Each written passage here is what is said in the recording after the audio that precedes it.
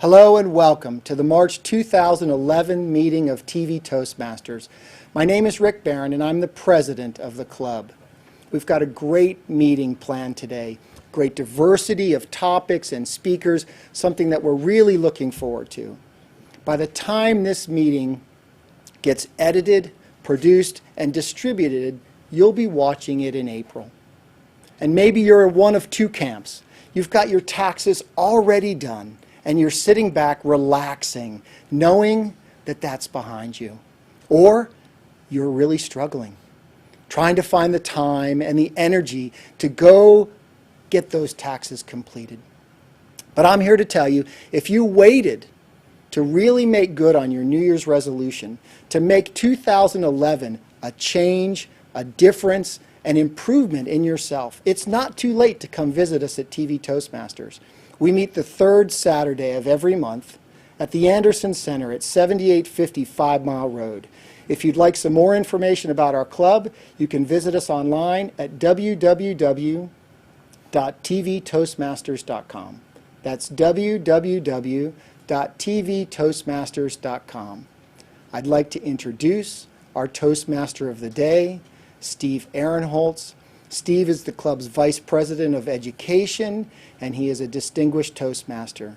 It's my pleasure to introduce today Steve Ahrenholz. Thank you, Steve.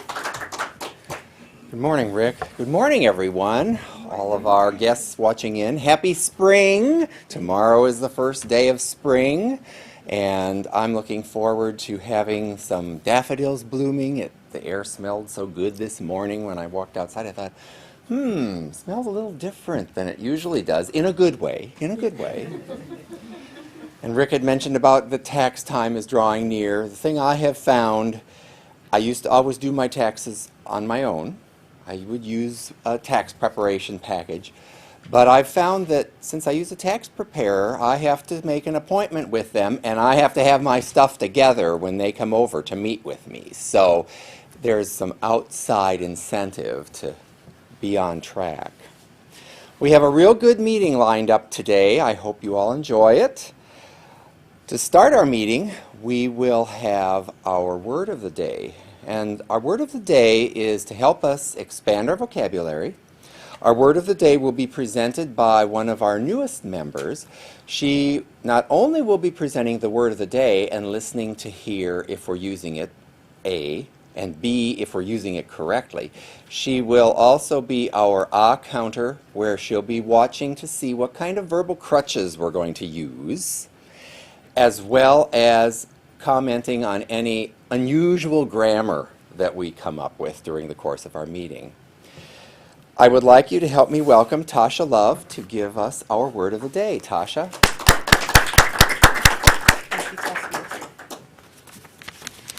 The word of the day is eclectic. Eclectic is defined as composed of elements drawn from various sources, made up of what is selected from different sources. In a sentence, the collection includes an eclectic mix of historical artifacts. Eclectic.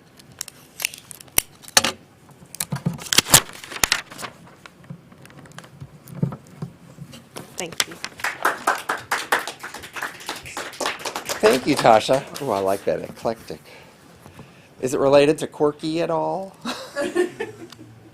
My wife would tell you that, well, eclectic he probably is, maybe a bit quirky at the same time. Our next portion of the meeting is going to work on that part of our speaking skills that is basically focusing on impromptu speaking. That is, the things that we really don't have time to prepare for at all. Our Tabletopics master that I'll be introducing in a moment will have a variety of questions that she's going to pose to us, and no one's going to know who will be getting that question until she calls your name. So that means you have to listen, think, and respond within however much time you have. Usually it's 2 to 2.5 minutes for table topics. And I'm curious to see what kind of topics we're going to have given to us today. So if you'd help me welcome Sheila Mudd-Baker. Sheila? Thank you, Mr. Toastmaster.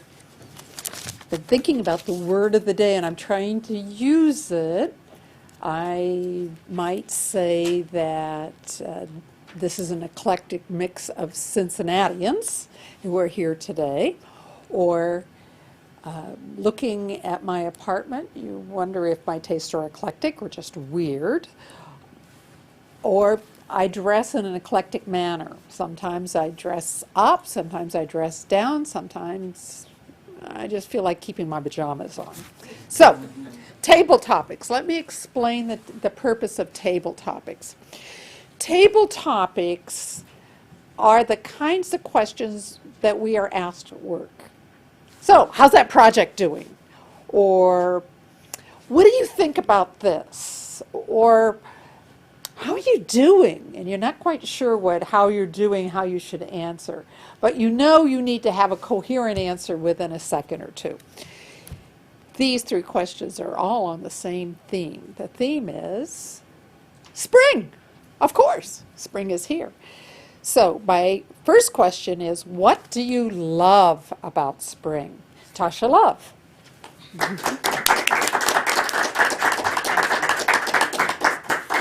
What do I love about spring? The first thing I love about spring is my birthday is in the spring. I like to celebrate my birthday in the spring. I like the weather. I like to be able to go outside and do things that I couldn't do when I was cooped up in the house during the winter. The second thing I like about spring is to be able to do activities outside, like go to the park and spend time with my family doing things like barbecuing and just having a good time with family members and friends. And the final thing I like about spring is just to have the opportunity to start fresh with the new season and new ideas, and just to make sure that whatever I committed to for the new year, I'm trying to uphold as the spring enters. So that's the three things I like about spring. Thank you. Thank you to our almost Dr. Love. Our second question is, what do you hate or dislike about spring? Michelle. Thanks, well, that's an easy answer for me, what I dislike about spring, because if you guys notice, I have really red eyes, and allergies are upon us. And it doesn't matter what I take, but for some reason, I always just have that allergy, sneezing, itching thing about spring. So that's one thing. The other thing I dislike about spring is that we lose an hour of sleep one of the nights. But to be honest, I do enjoy the extra daylight that we have. So that's another one that I dislike. And finally, the rain. Does nothing for my hair. I mean, it gets kinky. It's whatever I do. I can straighten it. I walk outside, and the next thing you know, it's kinky again. So that is one of the final things that I dislike about spring. Thank you.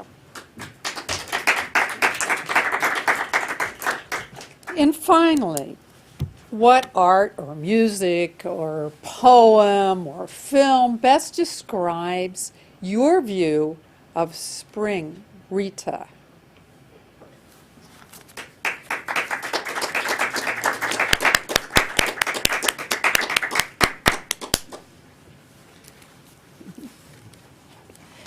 Poem, music, or artwork, or for spring.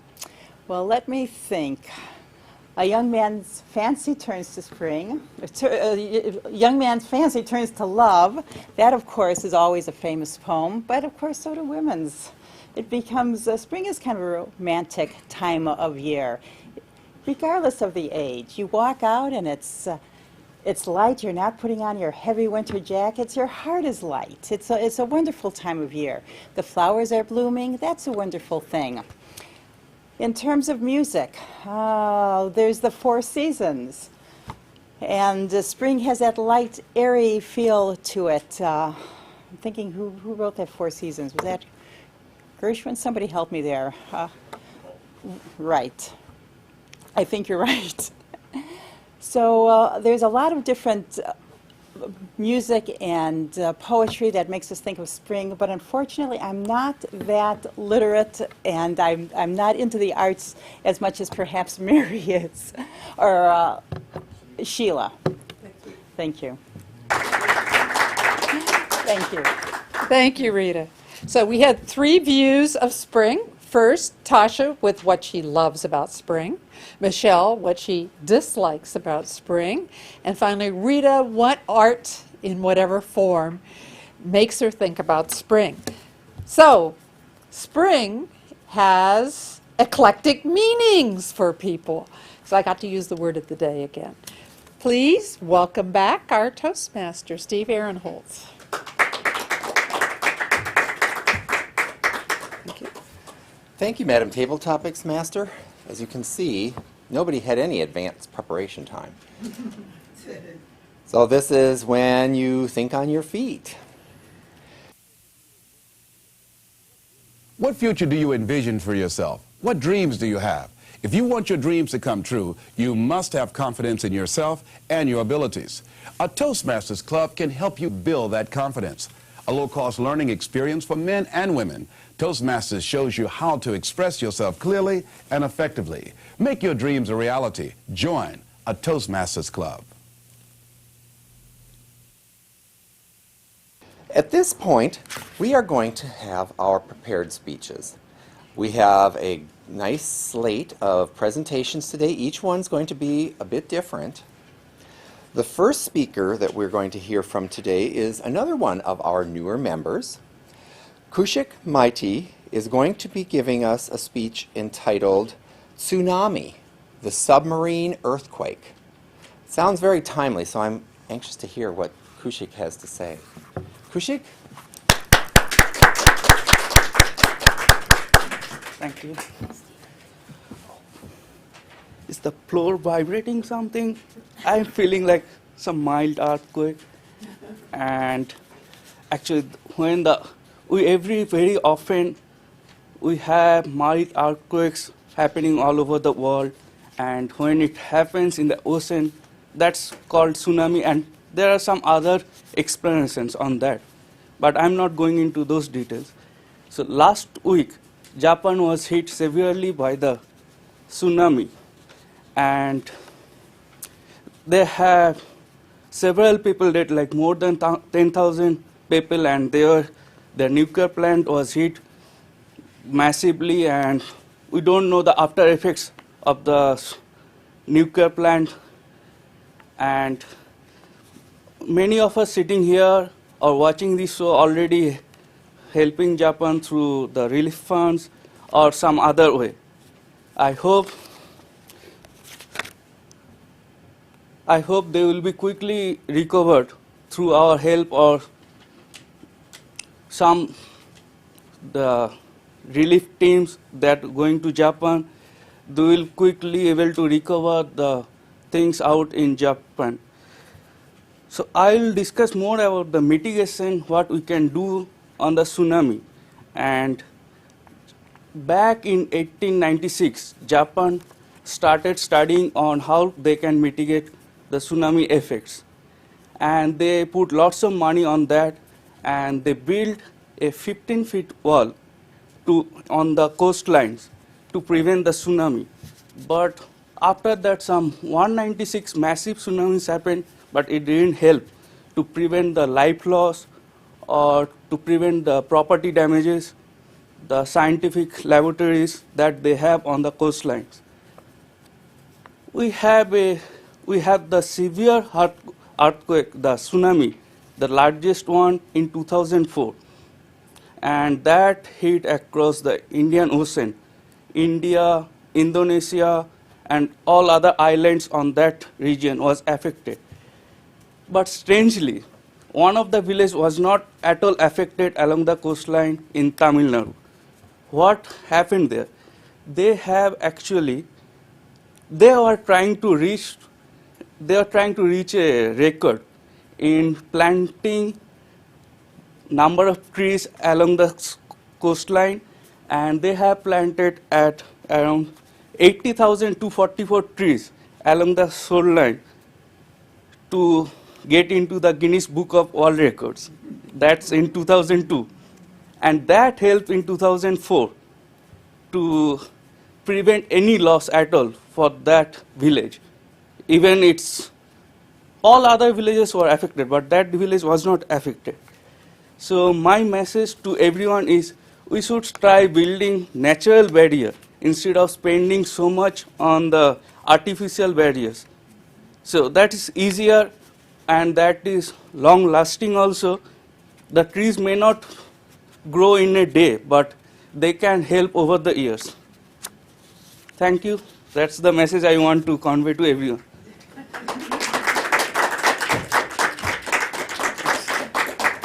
Thank you, Koushik. Well, we'll be back in a minute. All the education in the world won't help you get ahead in life if you can't express your ideas effectively. Every day, competition for advancement gets tougher and tougher. You need an edge. A Toastmasters club can give you that edge. A low-cost learning experience for men and women. Toastmasters gives you the confidence to express your ideas to anyone. Get the Toastmasters edge.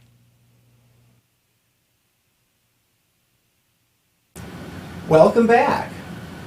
Our next speaker is working from the Communicating on Television Advanced Manual. We are going to hear Rick Barron, and he will be interviewing one of our guests today, Mr. Toby Groves. Rick is our current club president and recently served as TV Toastmasters Vice President of Public Relations.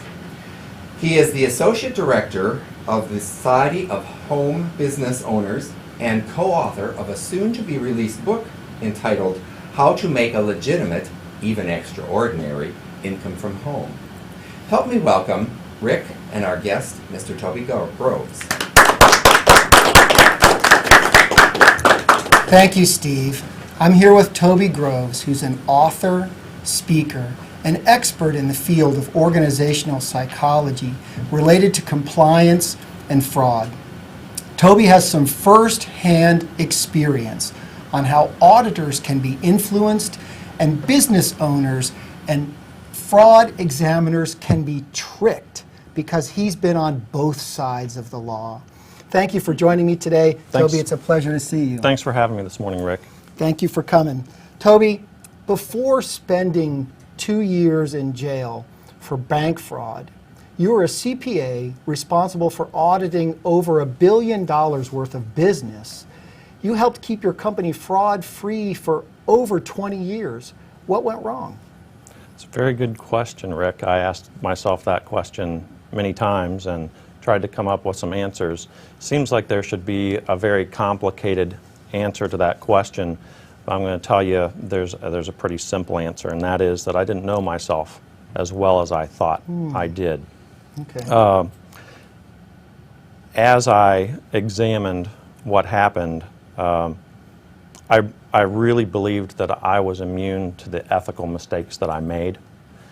I had built an image as an ethical and hopefully smart businessman over the years, and then when I faced something inside my own company that was of a fraudulent nature, it turned out that I was more concerned with what others thought of me. I was more concerned with appearing ethical than actually being ethical. That's a very hard thing to admit and to face, but that's what happened. Okay. So I understand that you were able to use your time proactively while behind bars to interview an eclectic group of people who had been convicted of financial crimes. What did you learn through those interviews? Learned actually a lot of interesting things, and I was going to use the term eclectic, so thanks for taking that away from me. But the setting was pretty interesting. You know, we're in a prison environment, which is still surreal to me that I was there. But I got to interview 42 different people, you know, convicted of their felons of financial crimes over the period of not just a few days or a few weeks, but obviously I had a lengthy period of time. And I decided that I was going to spend that time as wisely as I could, and having some background in research, I developed a research methodology that I could use behind bars. And to say behind bars, I interviewed them either in the yard or in their cell over the course of many, many months. So I got to know them pretty well. There weren't any bars there. It was a camp, a federal camp. Okay. But as I got to interview them, the thing that struck me was I believed that they would meet the stereotype of someone. I would be able to look at them and say, this is a crook. And I'm going to tell you that with 90% of them, that simply wasn't the case. They seemed like you and me. They claimed that they were ethical, 90% of them approximately, and that they didn't plan ahead to do what they did. So an element of something that happened in a situation that led them to do what they did. So that also, 80% of them approximately were first-time offenders. So these weren't career criminals. And they were not young, they were older, so they had obviously been in business for many years before this happened. I thought that was pretty interesting that they didn't know it was going to happen, so they say, and I think it was difficult for others to see that it was going to happen as well. It's interesting. It's almost like situational ethics, right? Yes, exactly. Yeah. Exactly. So your research, I'm told, linked the thought processes that a lot of these people that commit financial crimes have with the same errors and omissions that auditors make during their auditing process. So what can business owners really do to protect themselves? Oh, that's a very important question, and what you brought up was context is so important. And we all think we're good at gauging what we're going to do in a situation, and we think we're good at gauging what others are going to do.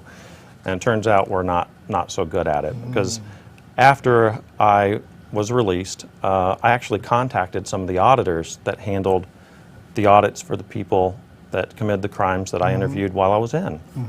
And it turned out that the checklists and all the technical data that they were doing a regression analysis, it did turn up the information that there was fraud happening. In fact, it turned it up in such a way that it was blatant.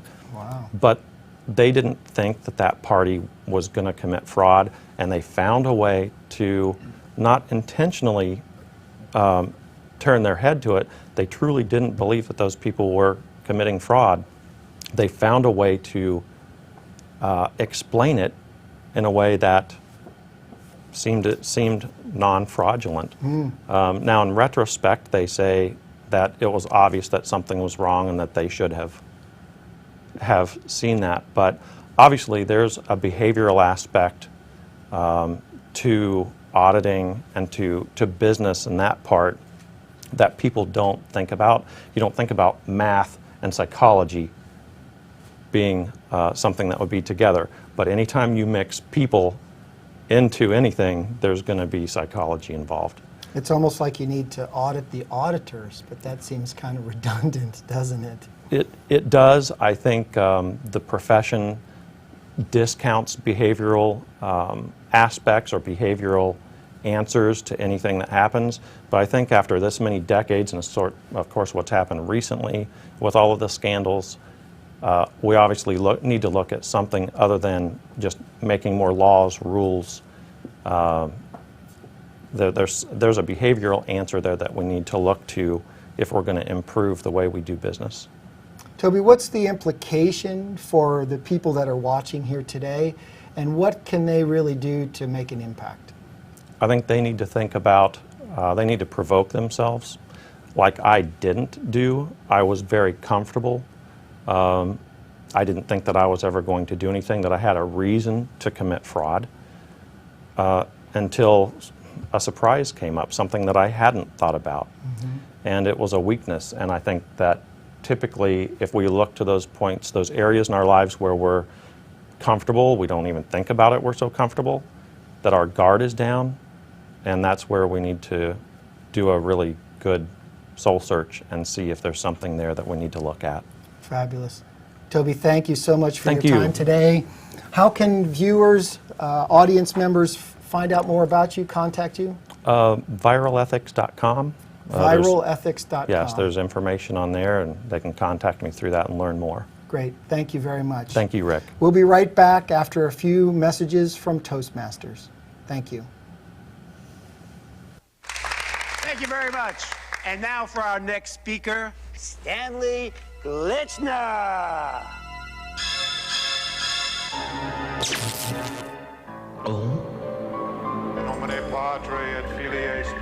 Speaking in public doesn't have to be a death sentence. At Toastmasters, we can help you overcome your fears.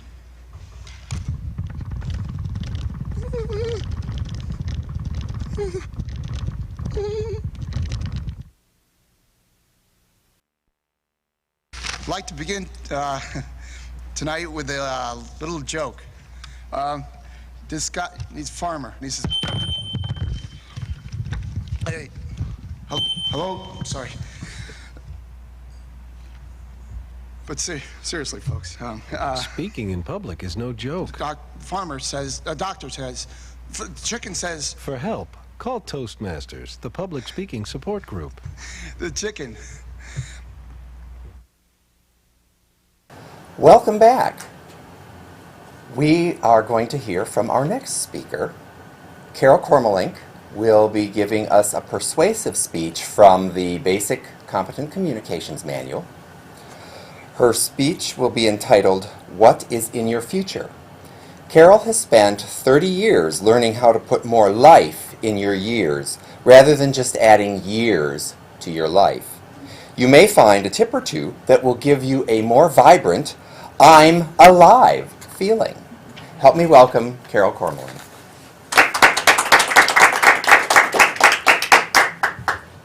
What is in your future? Would you want to be a vivacious traveler going around the world when you reach the twilight times of your life? Or do you want to end up in a nursing home where you can't feed yourself, you can't dress yourself, you can't even bathe yourself, you can't even wipe your own butt? I don't want to be that. And I was heading that direction.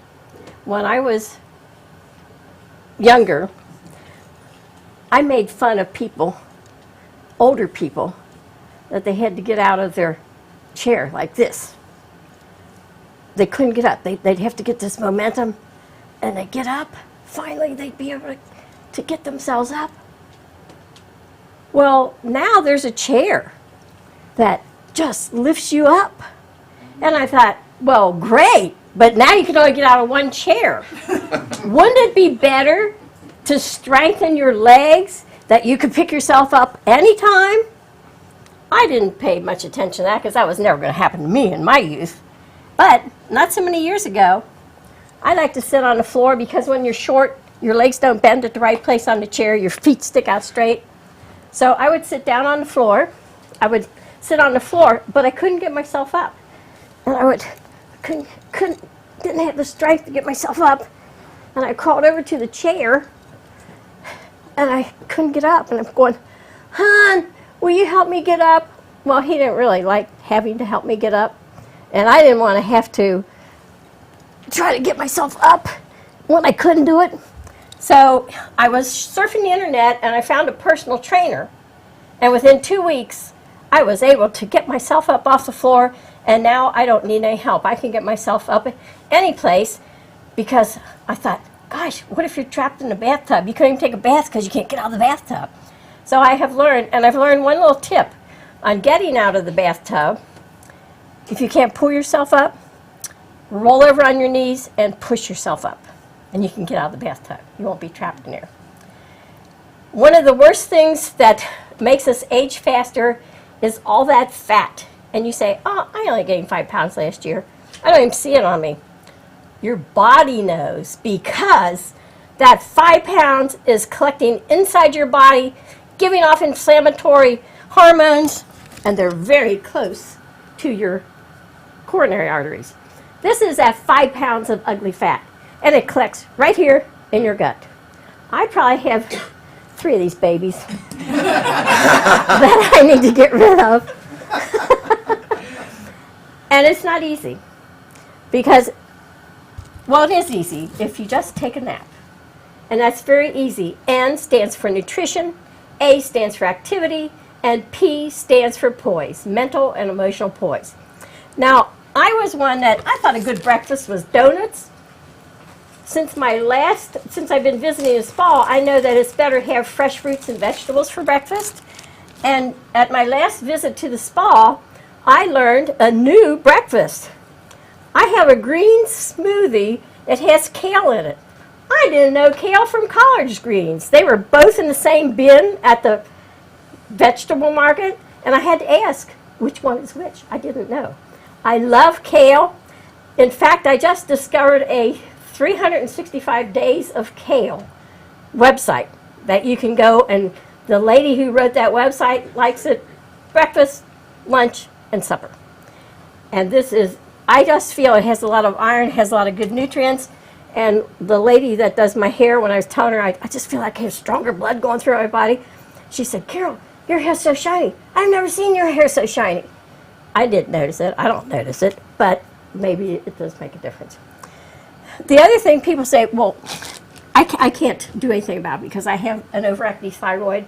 I say you probably have an overactive fork. It's probably more that you have an overactive fork. And one of the little tips to help you slow down is to put your fork down between bites. But I always shoveled mine in. I inhaled. I didn't chew my food. There are a lot of things you say, well, someday I'm going to do something about it, someday. Well, let me see here. Here's a calendar. Sunday, Monday, Tuesday, Wednesday, Thursday, Friday, Saturday. I don't see any someday on there. Maybe you're going to be stuck on someday aisle where nothing happens. I know that I had intentions. I'm going to get rid of this visceral fat. I want to get rid of it. I don't care about getting rid of the fat to make a better shape because I already have a shape. It's round, but I do have a shape. And I want to get rid of the fat that's crowding my organs because my whole body will function better. And the more you know, the more you can be a survivor. I just found this book when I was shopping at the bookstore on their Survivors Club. And there are actually people who should have been dead, but their instincts help them to do things that they wouldn't have been able to do otherwise. When you have an intention, if you don't take an action right when you have that intention, it's not going to happen. And action happens only 3% of the time. That was nutrition. I got stuck on nutrition here. Activity. I have the personal trainer that comes twice a week to my house. I don't go to the gym because I talk myself out of, I don't feel like going. And one day I was so tired and I thought, I just can't make the gym today. Well, you pay whether you go or not, which is good. And I thought, well, at least I can go and get a half hour. And I went, and when I was driving home, and I thought, I can't believe how energetic I feel. And if you're an exerciser, you know that you feel a lot better after you exercise.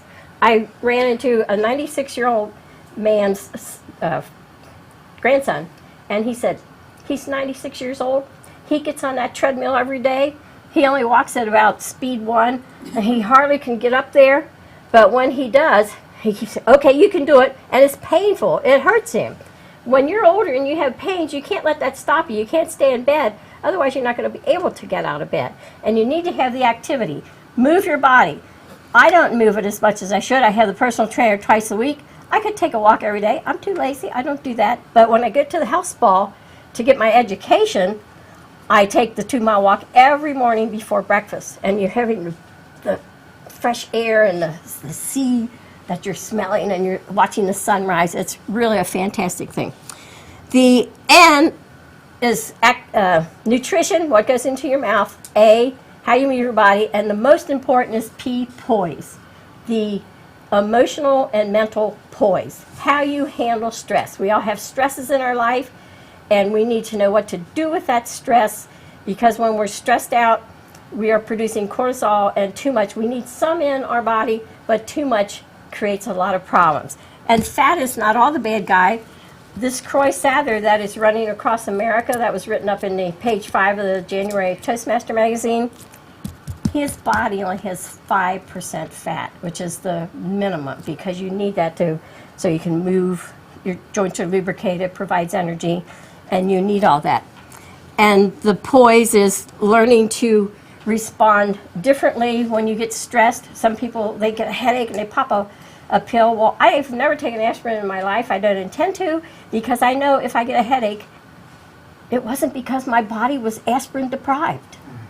And the more you take of the aspirins and the drugs, instead of letting your body make the adjustment, I think it weakens your immune system. And the best part of taking a nap is sleep, because sleep is a restorative stage of the body. Now, you don't have to make big changes, because if you do just make a 2-degree change, if there's 10, 15 things that you could do differently, only try to do one at a time till you master that, because in your part of the brain, your instinctive part of the brain, the amygdala can't handle all that stress at once. And so just a 2 degrees, a ship sailing in the ocean, 2 degrees is imperceptible in the water. However, that 2 degrees, you end up a vastly different destination. And if you don't want to end up in the nursing home, in assisted living, or even pushing your walker, going over the threshold, that is a chore. That is a challenge, to be able to get that walker over that little bump. And a lot of people, when they get older, you watch, they shuffle along, they do not move their ankles, and the one thing, as you get older, you lose some of your balance, and one of the things when a personal trainer comes, I stand on my feet like a stork to learn to have better balance, because I don't want to fall, which I already did.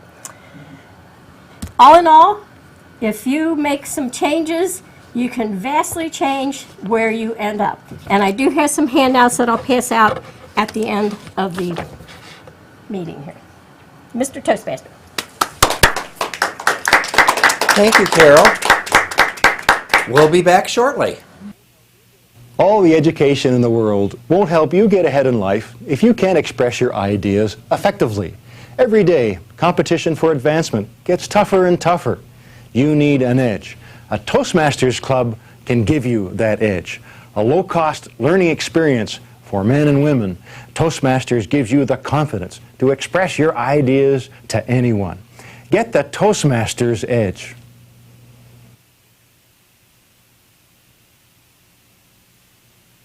Welcome back. We have one more presentation that we will get to hear today, and this will be the 8th speech from a Competent Communications Manual. Our presenter will be Mary Arms, and the title of her speech is entitled, Just Think About It. Mary Arms, just think about it. Thank you very much. Thank you, Mr. Toastmasters, fellow Toastmasters, guest, and TV audience. Think about it. When was the last time you took the time to observe what was going on in your neighborhood?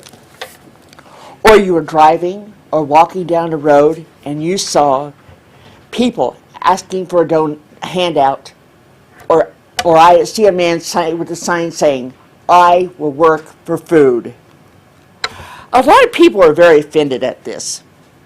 The thought of even talking to that person in the fear it may happen to them. Yes, there are people out there who need help, and there are a number of con artists, so use your own discretion. Have you ever thought of helping your fellow man, or do you simply just walk past and ignore them? Every time I go downtown or to my neighborhood park, there are many people there who have no place to go. They end up sleeping in a doorway of a business in the rain and the cold. Yes, there are shelters where they can get a warm meal and beds if they find a shelter. Shelters but there aren't enough shelters, and they're back on the streets the following morning. There are 3.5 million men, women, and children who sleep on the streets each night in the United States, and the amount is rising. Some ride buses to keep warm. Many try to find a decent job, but with no success. But they still do not have enough to live on, facing the hardships of everyday life. How do they provide a decent life for their family when people turn their heads and their backs on them? There are everyday people also who are having a hard time who live on the streets. Yes, there are alcoholics, drug addicts, and yes, everyday normal people. But a lot of these people can only survive the life that they have now, and they want to do better. Now I'm going to show a few pictures. Some of you may not be able to see them too well, but here is a woman with her child, and she says, "I need help." And there is another picture. It says, "Please help me. I am poor and sick, but I will vote for you." And the following is a computer expert who is homeless. Okay. There are some people who are homeless because of war.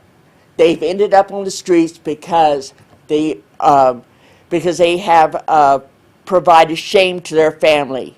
They either have brain injuries, depression, addiction, and yes, hopelessness. Yes, there are agencies to help, like the United Way. But there are too many people and not enough money. Think about it. People talk about helping the homeless. They talk the talk, and that is about it. All talk, no action. I saw on television that an organization was providing blankets, hot chocolates, and essentials for the homeless during the Christmas holiday. Think about it. It only happens during the holidays. What about the rest of the year?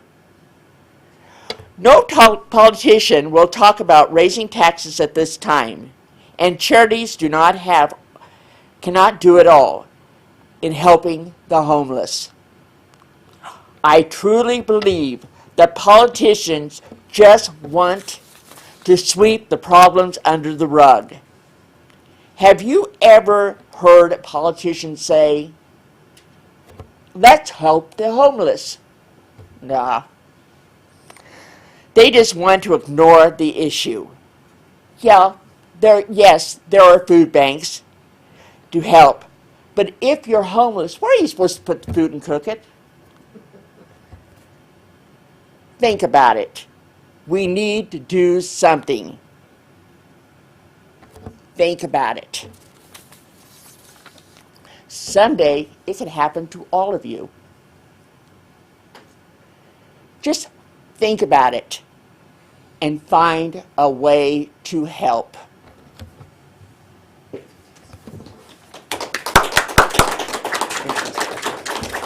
Thank you, Mary. I think it's unfortunately, a very timely topic, and it's not something that has easy solutions. Now we're going to move on to the evaluation portion of our meeting. This is where we will be getting feedback, or we will hear feedback for each of the presenters on the speeches that they gave to us today. I'm not going to talk too much further with my introductions of my team. I'm just going to call up my first evaluator. Paul Wessel will be evaluating Koushik Maita's speech today. And with that, help me welcome Paul Wessels. Paul.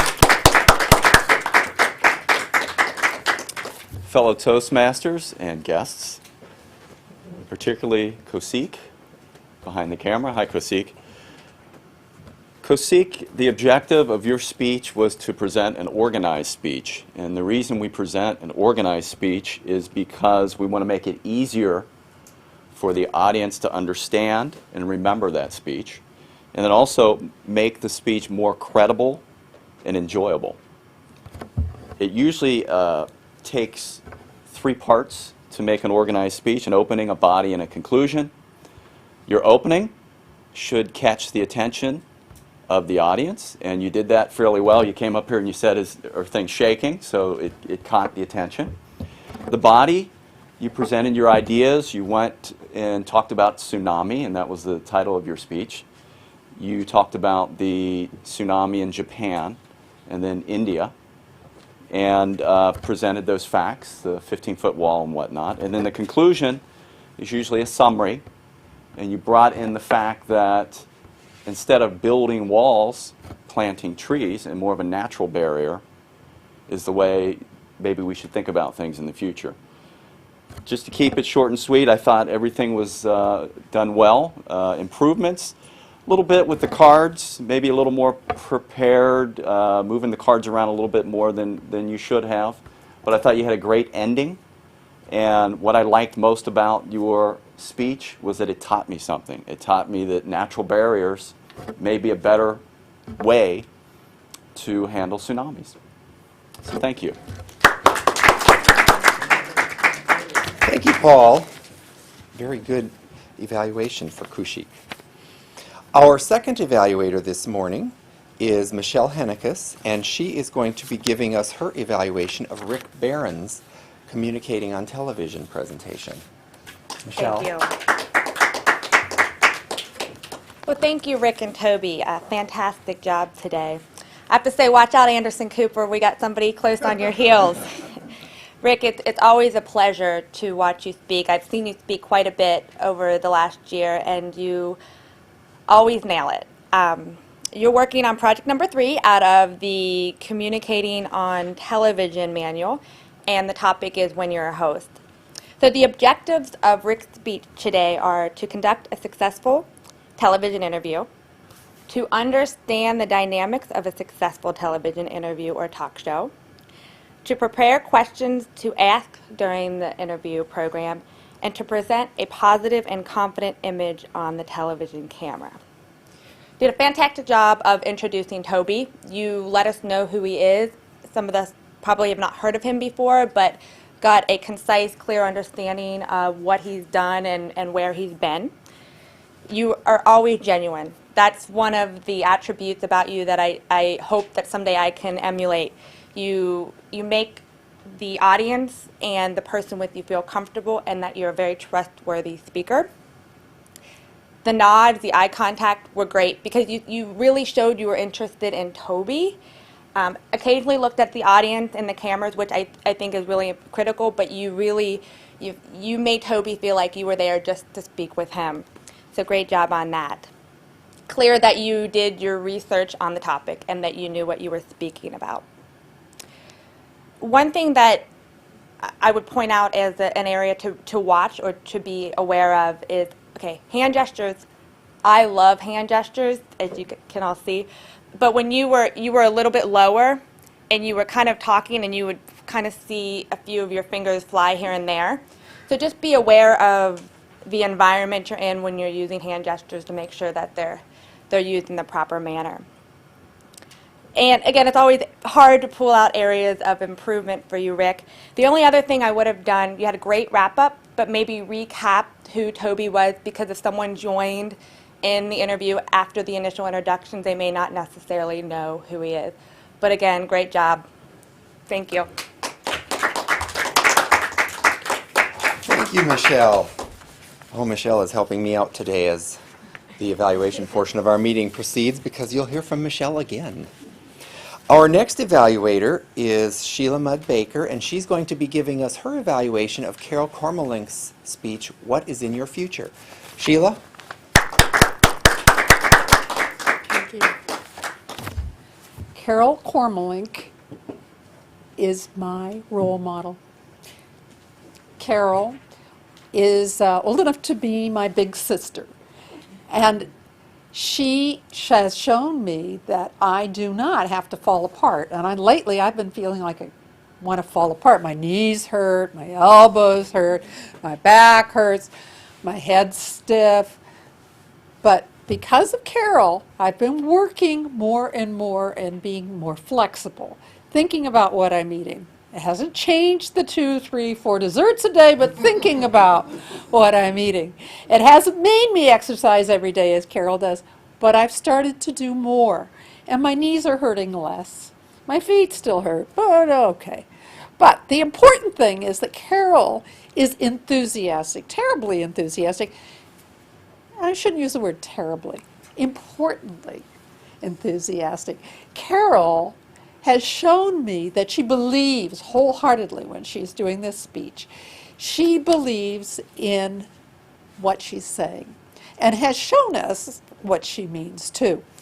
I like very much the getting down on the floor, trying to struggle to get up. I would like to improve that by saying, instead of just getting down on the floor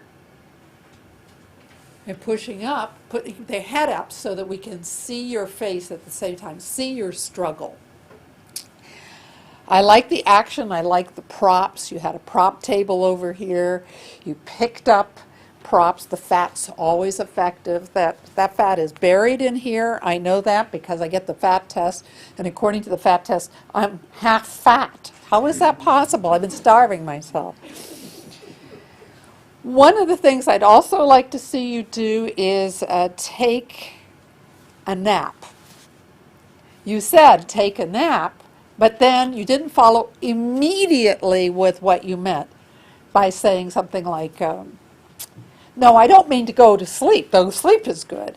I think you need to look at a nap, N-A-P. N stands for this, A stands for this, and then P stands for this, and then go on with your speech because you're telling us what you're going to tell us. I love the audio visuals besides the fact you use the kale, the book, and then you also, not an audio visual, used a lot of humor. I was persuaded that I need to do something about my fat. I already knew that. I already knew that I was letting myself grow old long before my time. That's an important thing for all of us. So one of the purposes of this speech is to talk about things that are important to the audience. Well, there's nothing more important to someone over the age of 18 than staying as young as possible. I remember being 15 years old and thinking once you hit 18, it was like all downhill. We knew that by the time you're 21, you were an old person. You'd be dead long before you even retired. In fact, retirement was something that only the lucky got because everybody else was already dead. They dropped dead of heart attacks or they turned into old people. So all in all, a great job, Carol. And if I wanted to make anything different, that would be perhaps to have you do a few push-ups here to show how far you've gone. Thank you, Carol. Thank you, Sheila. Very good evaluation. Our next evaluator you have heard from before. We will hear Michelle Hennike's evaluation of Mary Arm's 8th speech from the Competent Communicator Manual. Just think about it. Michelle? Thank you, Mr. Toastmaster. Thank you, Mary, for the wonderful speech today. This is the second time that I've had the honor of hearing Mary speak since I've been involved in Toastmasters. She's working on project number 8, Get Comfortable with Your Visual Aids, out of the Competent Communicator. You are very close. You're almost close to finishing that manual, so keep up the good work, Mary. So, great vocal variety today. Oh, I'm going to step back, I apologize, and read her objectives. Mary had to select visual aids that are appropriate for her message and the audience, and to use visual aids correctly with ease and confidence. So I wanted to start out, but I think you did a great job of the vocal variety. That was my favorite part of your speech. You were entertaining, you got the message, you kept us awake and interested to see what you were going to speak about. You had a fantastic message, one that we all need to hear about, because all too often we've we listen to it, and then we say, oh yeah, we need to do something, but we don't really think about it. And that's what you did. You continued to say, just think about it, which is fantastic because you drilled that message into our head. The visual aids were very, very appropriate for the topic. Again, you pointed out they were probably difficult to see, and I think they were. I was sitting in the front row, so I had a very clear image of them, but I'm going to go out on a limb and say that the camera folks and the people in the farther back in the audience probably couldn't see them, so maybe next time see if you have the ability to enlarge them. But very, very appropriate for the message. You are a really good writer, very, very talented. I mean, I can tell that you put a lot of effort into your message. So one of the things you and I talked about prior to to today's speech is that you feel like you have to memorize your speech, or you don't feel like you can get past it without using your notes. So, and I'm very similar, so I do the same thing. I write out my speech from start to finish. So I'm just going to make a recommendation. This is a little tip that I do when I'm back at home, is once I have it completed, I then go and I bullet point. And I try to practice my speech from there on out with the bullet point to see if I can get comfortable without totally depending on my notes. I know you know the material, and the one time I think you were trying to read and you made a mistake and you acknowledged it, so just keep going. We don't know if you make a mistake, and we were really excited about the message, and you did a fantastic job, so keep up the good work.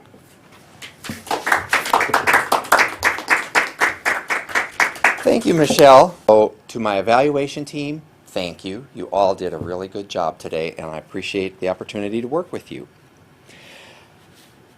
Now, I am going to return the lectern to our club president. Rick? Thank you, Steve. We had a fabulous meeting this month. Everything went very well. You've had a chance to hear from our visitor, Toby Groves. You've also heard multiple times from our newest member, Rita Ferguson. If you're sitting back wondering how you can still make 2011 your best year ever, there's still time. You can come visit us on the third Saturday of every month at 9 a.m. at the Anderson Center at 7850 5 Mile Road. We're here the third Saturday every month, committed to improving ourselves and improving each other. And we'd like you to join us. Please visit www.tvtoastmasters.com for more information. I'd like to close the March 2011 meeting of TV Toastmasters at this time. Thank you for watching.